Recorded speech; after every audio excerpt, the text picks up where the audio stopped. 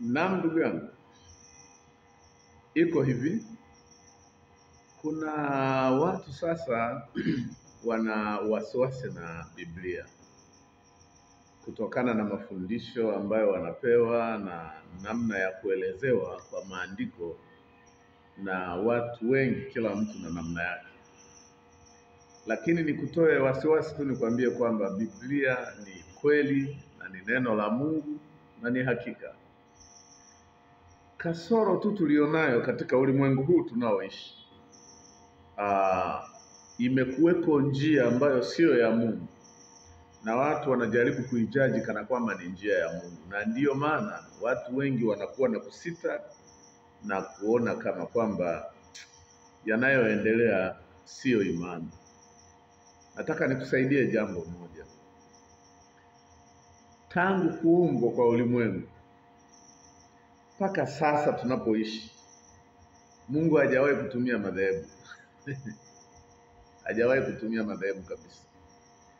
Daima Mungu amekuwa anamleta nabii, analeta neno kwa nabii, halafu nabii anapelekea watu, ni hivi Bwana asema hivi, anawaeleza ujumbe, watu wanaufuata ujumbe wa nabii uliotoka kwa Mungu. Alifanya hivyo kwa Musa, hakutumia madhehebu, alimtumia nabii, akamwambia nina 1, 2, 3 juu ya hawa jamaa. Nenda kawaambie hivi hivi hivi, watakuamini na mimi nitawapeleka kwenye nchi ya ahadi.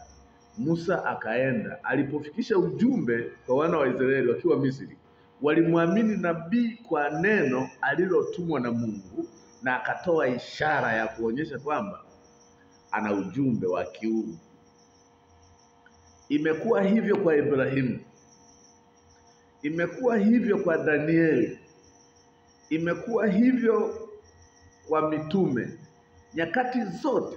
Na ndiyo maana ukiangalia kwenye Biblia huwezi kusikia watu fulani wa dhehebu fulani Mungu akiwashughulikia, ila walipounda madhehebu walikuwa nje na Mungu. Sasa Mungu aliwapatia Israeli Torati. Kwa Torati alienda nao vizuri sana. Walipofika sehemu wakaanza kuishakia Torati, wakaamua waunde vyuo kwa ajili ya kuifanyia maboresho. Vyuo vikawaharibu akili, wakapishana na jambo lenyewe. Iliandika Torati kabisa ya kwamba atazaliwa Masihi wa jinsia ya kiume na jina lake, na mwanamke atakaye mzaa ni wa aina gani. Lakini kwa sababu walifika pahala wakaunda madhehebu, wakatengeneza kundi la Mafarisayo, wakatengeneza la Masadukayo, wakawa na elimu ya vyuo, wakaacha neno la Mungu. Masihi alizaliwa kwao, wakamkataa. Hata ishara ya nyota ile waliiona, wakaipuuza.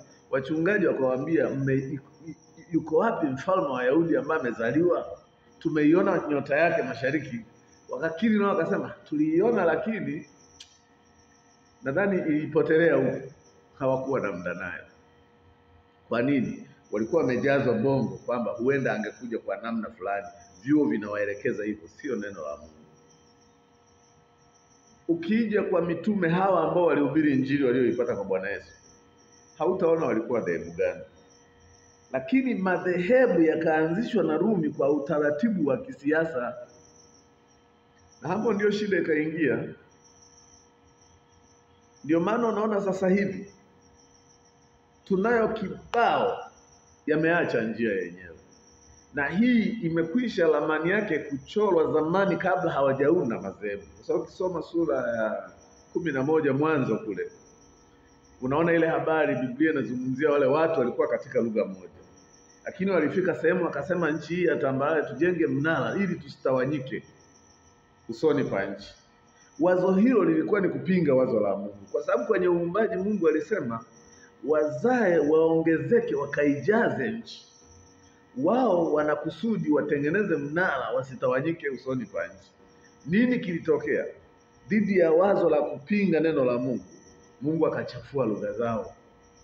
Alipochafua lugha, wakaanza kuzungumza lugha tofauti, wakatawanyika, wakauacha mnara ukaanguka. leo tunayo hilo tatizo bado, kwamba watu tulikuwa katika imani moja, tukafikishwa pahala watu wakaanza kujenga mnara wa madhehebu, na madhehebu asili yake yanaondoa upendo.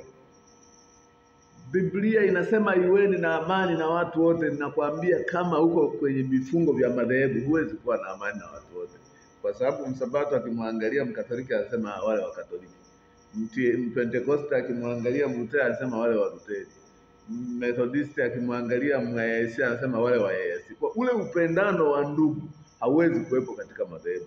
Mnakuwa